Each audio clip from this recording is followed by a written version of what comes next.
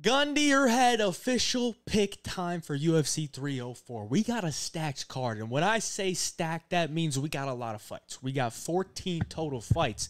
A pretty good card overall. You know, a good main card, a lot of fun fights, a lot of good matchups, a lot of European fighters, which I always enjoy. Just you get the vibe of the European crowd. I know it's going to be super early in the morning for those in attendance in Manchester. Sucks to be you, but it's normal time for me. And honestly, as an American, I would rather have the time be earlier in the day where it's normal nighttime for you, where the card starts at like 11 a.m. for us. That is perfect. That is perfect. My question is, why does the Abu Dhabi card get to start at a regular local time, but the European card doesn't? What's going on with that? A little favoritism. Nonetheless, this is official pick time, okay? Last week, just to recap, we went 7-4 out of 11 fights. And currently we're sitting at 61% as far as the official picks show goes. Just picking winners, because this is what it is. We're picking winners. Who we think's going to win? Gun to our head. Who do we think's going to win? This isn't bets. Last week's bets were absolutely insane. Okay, check out the vlog from UFC Vegas and the Jake Paul Mike Perry fight. Super fire vlog. Go check that out on the YouTube channel. But we cooked last week. Absolutely cooked. Made over $10,000 in just sports bets. So looking to keep that going. But yeah, this isn't bets. This is just official picks. So we will scroll all the way down to the bottom. Got to go a long way. Started off with a real low-level fight. Shauna Bannon taking on Alice Ardelean. This Alice Ardelean chick, I guess, is super famous for having a lot of social media followers, whatever that means. I guess she's got a big badump-a-dump, but not really going to help her win fights. And on the other side, Shauna Bannon is probably trying to beat Alice Ardelean. If you take a look at her social medias, neither of these girls, I think, are very good. Very low-level women's strawweight fight here. Bannon made her debut last year on the O2 card in London? In the London card. So she's been out for like a year, and she looked terrible in that fight. So I'm hoping she made some improvements coming into this fight, because if she didn't, then she'll never be good, because she looked awful in that fight. She looked so low-level. She lost to Bruna Brasil, who we'll talk about later, who is not a good fighter. On the other hand, Alice Ardelean, she's beating up absolute cans. Those are her wins on the regional scene, are absolute cans, but she does have losses, some quality losses to Zhang Weili and Diana Belbita, two UFC fighters, one UFC champion.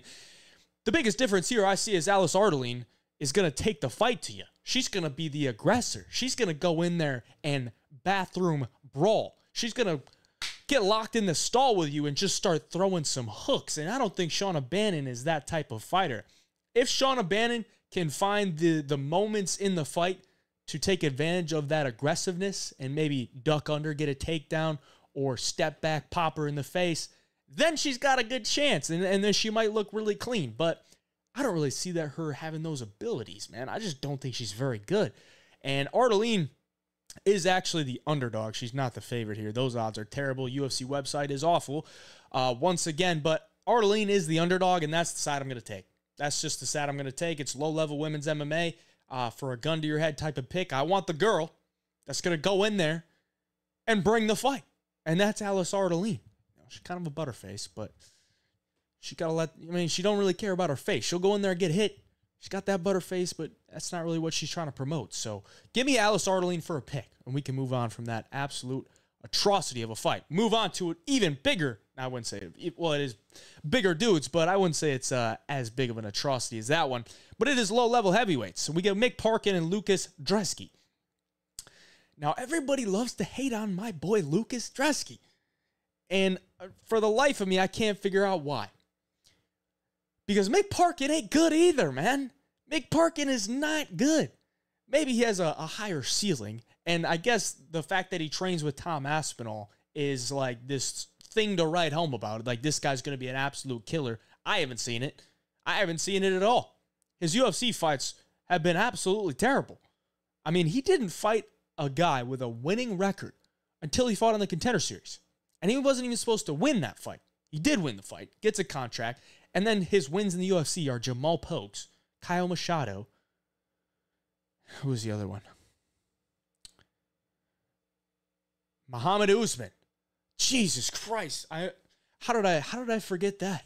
You know, Muhammad Usman's this killer, you know, and we saw Muhammad Usman last week, and Mick Parkin went life and death with Muhammad Usman. Went life and death with Kyle Machado. On the other hand, Lucas Brzeski, he's what, 1-3 in the UFC? But you got to take into account, his losses hold a combined UFC record of 13-2. That's pretty good. That's pretty good, man. He's losing to Waldo Cortez Acosta, who beat Robelas Desmain. Whatever that means. He lost to Carl Williams. Carl Williams 3-0, and he lost to Martin Buday. Martin Buday is 5-1 in the UFC. So he's losing to guys that actually have wins in the UFC. And then his win over Walter Walker. I was on Lucas Brzeski in that fight. I picked him to win, and he got it done. And I'm going to pick him here again. Okay, I'm putting balls on the table. I want Lucas Brzeski. I don't want Mick Parkin standing there, being 6'5", not using any of it, and just sitting there jabbing, low kicking. Lucas Brzeski on the feed is going to have more volume, but the biggest weakness here is if Parkin's gonna wrestle, which I think would be his best path to victory, make it look the easiest. But I can't trust Mick Parkin to wrestle. And I know I said this is gun to your head type of picks, but I'm going on a limb here. I'm taking Lucas Brzeski for a pick. Big underdog here, plus 225. That is accurate as well. So good job, UFC website. That is some accurate odds. Big underdog here. We'll see if it pays off. Sam Patterson, Kiefer Crosbie.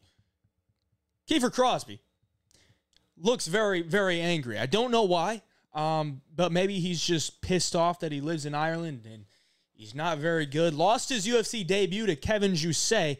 And Jousset looks like he could be a pretty good fighter. We'll see. We'll see. He's only had like 2 fights in the UFC, but made slight work of Kiefer Crosbie. Busted him up, and then Jousset just threw the arm under the neck, and Crosbie didn't even try to defend it. He just took it, gets tapped out in the first. On the other hand, Sam Patterson, terrible in his UFC debut too. So maybe we see a little bounce back here, just like Sam Patterson did. Got knocked out cold in his first fight. Then comes back up a weight class, gets a first-round submission over Johan Lioness, whatever that means.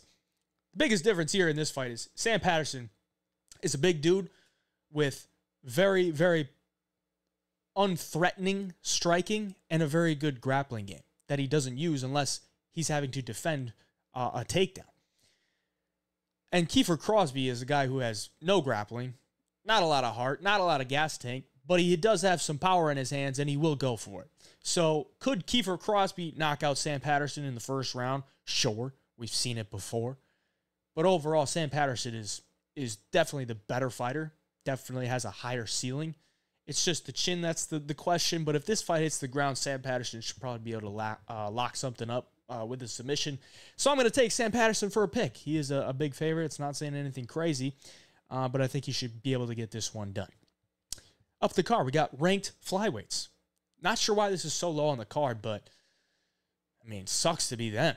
I guess they're fighting earlier in the night, so I guess good for them, but they're on the early prelims. They're on the early prelim. Jesus. Okay, Muhammad Mokaev, Manel Kape. So Mokaev has been a guy I've been trying to fade for the longest time, and I almost got it when I bet Tim Elliott against him, and he was up 2-0, and then Tim Elliott didn't know that, and he got subbed. That sucked. His last fight against Perez did not look good, but he still managed to win. The thing about Mokaev is he just doesn't know how to lose. He only knows how to win. Undefeated amateur record, undefeated pro record. He's never lost. So to pick against the guy, it's got to say a lot. And I got to say, I think I'm going to take Manel Kape here. I think I am. Because gun to your head, I want a guy in Manel Kape who I think has the better overall skill set. Now, maybe gun to your head, you want to take the guy that's never lost. Maybe I'm making a mistake. But I'm going to take Manel Kape. I'm going to take Manel Kape because the way the judges score fights now, it should be damage over control. And Muhammad Mokaev does not do damage. So if this fight comes down to a decision, and Manel Kape is the one that's landing the more damage, but Muhammad Mokaev is shooting for crotches and sniffing crotch all night. And he's able to do that, but Manel Kape has busted him open, landed some good shots. and it goes to Muhammad Mokaev, then that's straight up home cooking. Because Mokaev can't hurt a fly on the feet, and he can't do any damage when he gets you down to the ground. I think Manel Kape should be able to stuff a good amount of takedowns. I think he should be able to get back up to his feet, and then on the feet, he is levels above him in the striking department. So I'm going to take Manel Kape for a pick. He's a slight dog. And I love Manel Kape, man. I love the guy. I love the guy. He's just got to make weight. We'll see if he does on Friday morning. Up the card, we got Elliott and Preston Parsons. Oh, there's the burp. Preston Parsons. More UFC experience, but is 2-2 in the UFC. Elliott, 1-0 in the UFC. Only win is to Val Woodburn. I got to say, I am not a fan of these Welch guys. For some reason, they just piss me off. They just piss me off, mainly because they like to sniff crotch. They like to win decisions. They like to just stall out and get control time. I'm talking about you, Jack Shore. I'm talking about you, Brett Johns. I know you're not in the UFC, but that's just what that's what these guys do. And the fact that Elliott couldn't finish Val Woodburn was a real downer, in my opinion, just on my outlook on Elliott. Because, yes, he looked good in the win. He did get clipped early, but he got a win, and it was a clear win. But come on, man. You got to be looking for some type of finishes. Now, is a very, very tough guy. He is tough as nails. I've seen him on death's door, and he just finds a way to come back. Now, he has been knocked out a couple of times, but Preston Parsons doesn't have a single win by knockout, so that's probably not going to come into play here. Both guys are grapplers. Preston Parsons, pretty solid takedowns, pretty solid takedown defense. Elliott holds a 0% takedown defense as far as his last two fights go. So, I think Preston Parsons could probably start to get his game going. He sticks to the outside, which I kind of like because Parsons is really not that great of a striker, but he does throw hard, but he'll just stick to the outside, look for his opening, throw a big right hand, go for the double leg, get him down to the ground, and when he's on the ground, he's a very good grappler. So this is a close fight, and if I was going to bet on it, maybe I'd go dog or pass, but for a straight-up pick, I think Preston Parsons is going to be my pick. He will be my pick, and I think he's got the UFC experience. I think he's a very good grappler. I think he's smart, and I think he comes in here and gets a win over Elliott just by being a little bit better in every facet. Because still young. I think he's still improving, and I just hate these Welch guys. Maybe it's a biased pick, but I just hate the Wales guys. The guys from Wales never do it for me. Jack Shore, probably one of my least favorite fighters. Really no other reason than just don't think they're good. I mean, the guy's probably a great guy. I just don't like him. Move up the card. To the prelims. We got Modestas Bukauskas and Marcin Prachnio. Prachnio coming in as the underdog. I think Prachnio. People always love the shit on Prachnio. Is it just these Polish fighters that people love the shit on? Talking about Brzeski and Prachnio. They just love the shit on them. But they're really not that bad. They're not. Prachnio's coming off a win against Devin Clark, where he was like a plus 200 underdog. I bet on him. And he won 30-27. Now, Modestas Bukauskas was cut from the UFC. Why? Because he was on a losing streak. He got his knee blown out by Khalil Roundtree.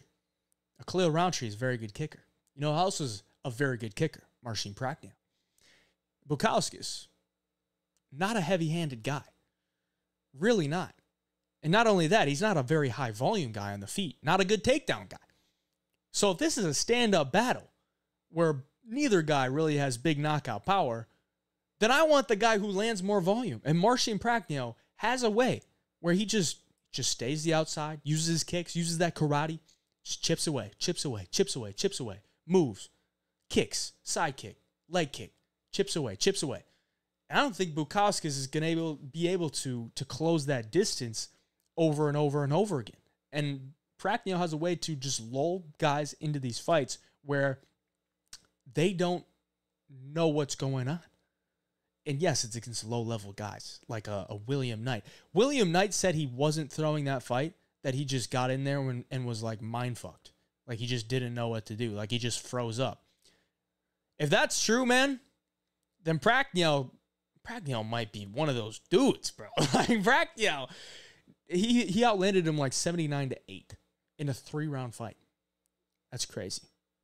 I'm not saying that's like a big win for Prachnio, but I'm going to go with Prachnio here, man. I like him to win a volume decision, and I just don't really rate Bukauskas. I don't think his power is good, doesn't have a grappling game, and I don't think he has the volume to keep up. So give me Prachnio. Up the card, we got Jake Hadley and Loughran. Loughran is the favorite here. UFC website, your ass again. Hadley is the underdog. Loughran is the favorite, and I think a rightful favorite. He will be my pick. Loughran, normal 135er. This dude is built like a brick shithouse. He's only 5'6", so he should be built like a brick shithouse. Massive head. He moves so weird to me, but it is pretty effective. He does have a good amount of volume. Like, this guy honestly fights like a robot. Like, he's very, like, he seems so stiff, but he's also fluid at the same time. He's stiff but fluid. If you watch the guy, maybe you can see what I'm talking about here. But it looks very weird. It doesn't look like he's relaxed in there. He's just like stiff, but he's also very fluid. He's good. He's actually very good wrestling game. The fact that he lost a close decision to Taylor Lapilus on short notice says a lot to me. He beat the shit out of Angel Pacheco.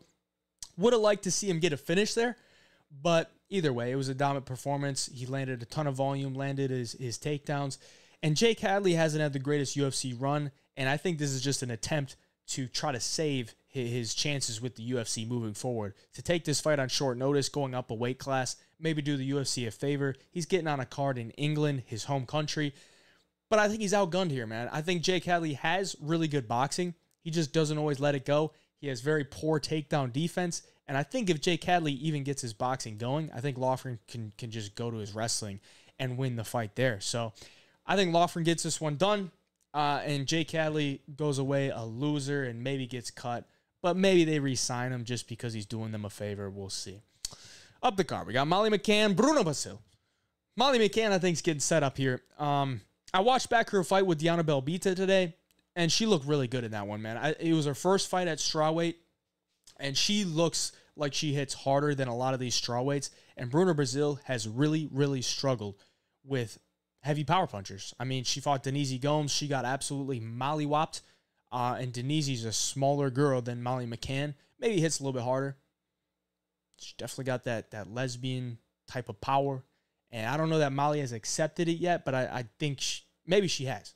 No, I think she has. I think she's married. Molly's got that lesbian power too. Like she will crack you. And the thing about Molly that I like is she's very active on her feet. She's going to throw a lot at you, and I don't think Bruno Brasil can keep up with that type of volume. And I actually think Bruno Brasil has looked awful in the UFC. The fact that she beat Shauna Bannon tells you how bad Shauna Bannon is, because she doesn't throw anything on the feet. She really just stares at you, and then once you try to engage with her, she backs up with her chin like this, just waiting for the overhand right. Her hands are down. She's really just looking for like a left hook counter, and she doesn't really land it. And she doesn't really have a good grappling game or a good takedown game. So I think Molly McCann's getting a real solid setup fight here to get a win. Probably get a finish too. Round 2-3 KO type of thing, because Bruna gets hit really clean. She's really poor striking defense, and I don't see her being able to take Molly down with ease, nor submit her with ease. Because Molly's a big girl for the weight class, and she actually has really good offensive wrestling herself. I could see her going to that and just looking to soften her up and get a late finish. So give me Molly McCann for a pick.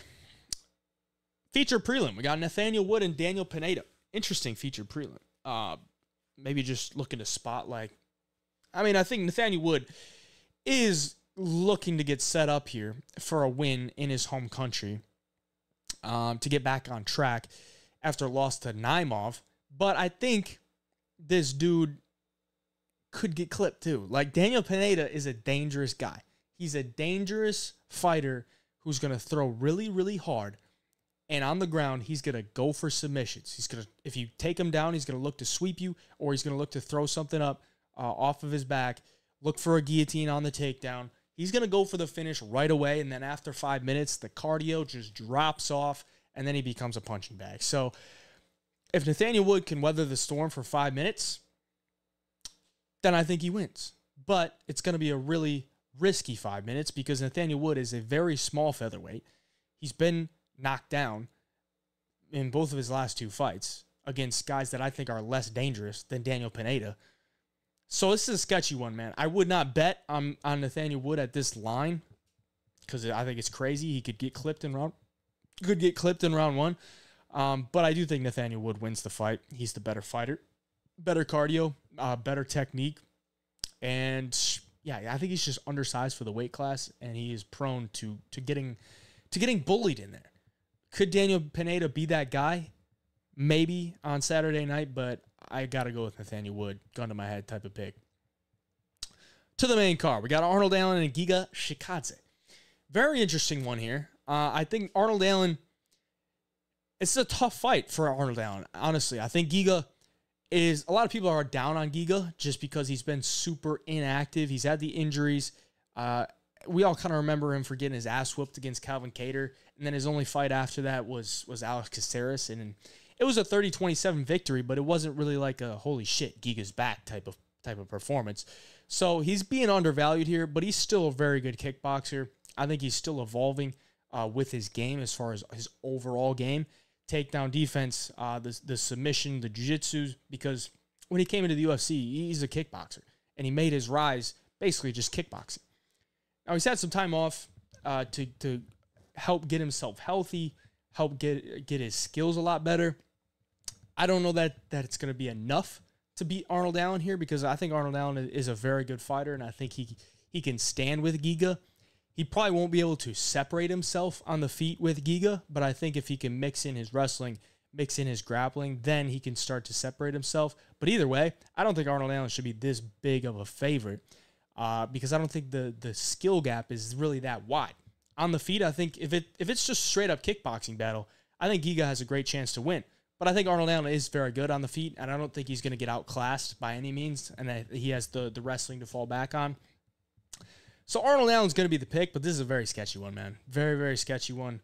And if anything, if I was going to bet on it, I'd probably lean towards the underdog in Giga. But Arnold Allen will be the pick, the gun to your head type of pick. Up the card, we got Christian Leroy Duncan taking on Gregory Rodrigues. I'm going back and forth on this one. I think Christian Leroy Duncan, he doesn't have the opponents, to try to match up with Gregory Rodrigues. But even though, Gregory Rodrigues really hasn't faced that many great guys. Like his last one against Brad Tavares is probably his best win. And Brad really don't look that good right now in his career. On the other side, Leroy Duncan's younger. He's coming off back-to-back knockouts. Has looked really good, but that's to Hibario and Dennis Tululin, like guys that you should be looking really good against. This is one where the stylistics make the biggest difference to me because Gregory is a guy that's very plotting. He's going to walk you down with his hands high. He's going to kind of bounce like this. If you watch the fight Saturday, this is what he's going to do. He's going to move his shoulders like this, walk you down. And Christian Leroy Duncan is going to be bouncing around the outside, looking to just try to snipe him. Just snipe him and get out of range. And when Rodrigues looks to unload, Duncan's going to just run out of there. And I think it's going to be tough for RoboCop to track him down and land big shots. Because if you watch RoboCop's fights, he relies on landing big shots. He's not a high-volume striker, and he gets hit a lot. And I think Leroy Duncan can probably pick his way around from the outside and then land big shots when he's not expecting it or when he sees the right timing. I'm going to go with Christian Leroy Duncan. If I knew for a fact that RoboCop was going to grapple and he was just going to do that, then I'd feel more confident in RoboCop. But he just doesn't use it, man. He just really doesn't use it. I would love for him to use it here. I think that's probably a great path to victory for him because I don't think Duncan has the greatest ground game. And I think RoboCop's ground game is very underrated. Really strong takedowns, really strong judo throws, and a really good jiu-jitsu. But I don't know that he's going to use it, man. He just never uses it. So I'm going to go with Christian Leroy Duncan. That's going to be my pick, my official pick, my gun to your head type of pick. Up the card, we got King Green taking on Paddy Pimblett. Yes, it is King Green. King Green I love King Green, man. I love watching his fights. They're always exciting. He always puts on a show. But I have a hard time picking him here because Patty, is he really going to lose in England, bro? Like, if he is getting robbery decisions in Las Vegas, what type of decisions is he going to get in England? You know, like, the thing with Bobby is he's had so many fights where they're close fights and he could probably try to separate himself a little bit more, and it goes to a decision and he doesn't get his hand raised. But then he's also had fights where he just beats the shit out of guys, like he did against Jim Miller, like he did against Nasrat Haqparast. And he wins by decision, but that's really how he's winning by decision, where he just beats the shit out of guys. I don't know that he's going to go in there and beat the shit out of Patty. Like, Patty, if everything's going wrong on the feet for Patty, he can go to his wrestling. He can go to his grappling, because that's his strong suit. And even on the feet, I think Patty is going to get pieced up on the feet, but he can land something. He can land a big hook, because Patty does throw hard, and if you land on King Green at this point in his career, you could shut the lights off. Like, yeah, he's older. He's taken a lot of damage. He's had a lot of fights. That movement isn't quite as fast. Can't get his head out of the way as fast. Patty could knock him out early, but even if it doesn't go well for Patty on the feet, he's got the wrestling to fall back on. And not that Bobby has some terrible ground game or bad takedown defense, but it just really, he doesn't get tested on it very often. Like, nobody really tests him because most guys are just willing to stand and strike with him. And I think Patty could look good on the ground here because that's his best asset. That's what he is known for. That's what he's made his career on. And this is his toughest test. If it goes later into the second and third round and Patty can't get takedowns, he's losing. Because Bobby builds into the fight. He's going to be popping the jab out there. He's going to be ducking under all those hooks. And he could make Patty look really, really bad. But either way, I'm going to go with Patty Pimblett for a pick. I just hope we get some home cooking, bro. Straight up. If he does get a finish, it goes to the scorecards. If it's anywhere near close, it's going to Patty. Straight up. You already know. If it's anywhere where it's possible he could have won, that decision's going to Patty. So I'll take Patty. Co-main event, Tom Aspinall, Curtis Blaydes. This one's pretty straightforward, but I will say this. Tom Aspinall probably shouldn't be a minus 355 favorite. Why? Because I think back to the first time these guys fought, and I bet big on Tom Aspinall at minus 150. Minus 150 was the line. And then he blew his knee out. Bad night for me. Bad night for a lot of guys because, everybody at that point knew Tom Aspinall was the truth, and then he blows out his knee, and then we're like, oh, shit. And then he comes back here at minus 355. Like, there's a path to victory for Curtis Blaydes, and that would be to get takedowns and get takedowns early. But the problem with that is he hasn't always gone with that game plan. In the Pavlovich fight, that's the game plan, bro. Pavlovich is this guy that wants to just march you down and throw big hooks, and Curtis Blaydes traded with him for about 2 minutes and was getting clipped with big shots. Clipped Pavlovich with some big shots, but Pavlovich wasn't flinching. And then finally decides to shoot a takedown after he's kind of rocked, gets absolutely stuffed, and then gets knocked out. So, Blaydes, if you have any type of IQ, I would shoot a takedown within the first 30 seconds. Because Tom is going to skirt to the outside, he's going to pick his angles, he's going to use his athleticism, and he's going to pick your chin apart. And he's probably going to knock you out. Because on the feet, Curtis, people always say Curtis Blaydes has big power. I don't buy it, man. The only guy that he's knocked out on the feet was Chris Daukaus. I'll say that till the day I die, bro. Like, Chris Daukaus is not, he's probably one of the worst or the chinniest dudes that's ever been in the UFC. And Curtis Blaydes, that's the only guy Curtis Blaydes knocked out on the feet. So I don't see him knocking out Tom with something. I could see Curtis getting takedowns early and then wearing out Tom and then slowing him down, and then we move on to those later rounds, and Tom just doesn't look fresh. But I don't really see that. Like, that's like the only possibility I'm giving him. So he has passed to win this fight.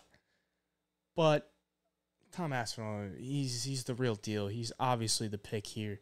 And I think he probably gets it done round 1 or 2 KO. Move to the main event. Leon Edwards, Belal Muhammad. This is a very tough one. Very, very tough one. And I know a lot of people are just going to look at Belal and they're going to be like, yeah, this guy sucks. This guy sucks. Everybody hates Belal. This guy sucks. Give me Leon Edwards. Leon easily. I don't know if it's going to be that easy, man. Like, Leon, as a minus 250 favorite, I will say that is not the play. Not the play. Because Leon has a lot of trouble separating himself from his opponent. You see that against Kamaru Usman, this, I guess technically the third fight, but the second title fight. It was a close fight. He had a lot of illegal moves in that fight, and he barely won. He's barely winning rounds. He knows how to win rounds, but it's not by much. So if you get a guy that goes in there and is able to pressure, mix in takedowns, and get him off his game a little bit, catch him when he's not quite fully prepared, then you can steal rounds on him. And I think Belal could do that. Because, like I said, Leon doesn't always separate himself. Even in the Colby fight, doesn't separate himself much at all. Like, he's winning the rounds, but, like, step on the gas, man. Like, step on the gas. Like, look for a finish or look for some big shots. He's just pitter-patter. He's one of these European kickboxers that's just like pitter-patter, throw a jab out there, throw a front kick, and just don't get hit. And I guess that's probably good for longevity, because if you just go up based on that, you're like, all right, I'm just not going to get hit, but I'm going to hit him just a couple more times every round. I'm going to win the fight. I'll keep my belt, kind of like the Adesanya way for a while. But I think Belal's got nothing to lose here, man. Everybody already thinks he sucks. This is an opportunity that he's been waiting for a long, long time. And he's got to go make the best of it. He's a big underdog here. And I think betting-wise, that's the only side that I would play. I wouldn't take Leon Edwards at minus 250 for all the reasons that I laid out. But I do think skill for skill, stylistically, this is a tough fight for Belal because he doesn't have big power that Leon has to worry about. Leon has already faced very good grapplers. And Belal, the film that I've watched on Belal, his takedowns, they're not the strongest. They're really not. And honestly, his cardio isn't as good as some people may think it is. I watched that Loughran fight. He was tired by the end of round 3. And he battled through it, but he looked tired. Not a lot of sting on his punches. Not the best body language. So he's got to come into this fight fully prepared. I do expect him to come in this one fully prepared and just look to take Leon to the depths of hell. But stylistically, I think it is a very tough fight for Belal. And a gun to my head type of pick, I have to go with Leon Edwards. That's a straight up pick. I have to go with Leon Edwards because I think he is probably the better fighter skill for skill. But that doesn't mean I'm not going to bet on Belal at these odds. I will say that. That doesn't mean I'm not going to bet on Belal at more than 2-1 odds. And you can bet your bottom dollar that all the casual parlays are going to come in putting Leon Edwards in there, and maybe we get like a plus 250 on Belal Muhammad. We'll see. I'm going to sit back and enjoy. But Leon Edwards, for a straight-up pick, he is the pick. Appreciate y'all for watching. These are the official picks videos. Do them every week for every single UFC card. Hopefully you enjoyed. Like and subscribe if you enjoyed. Let me know your picks down in the comments. Till next time, Hey Jai Picks.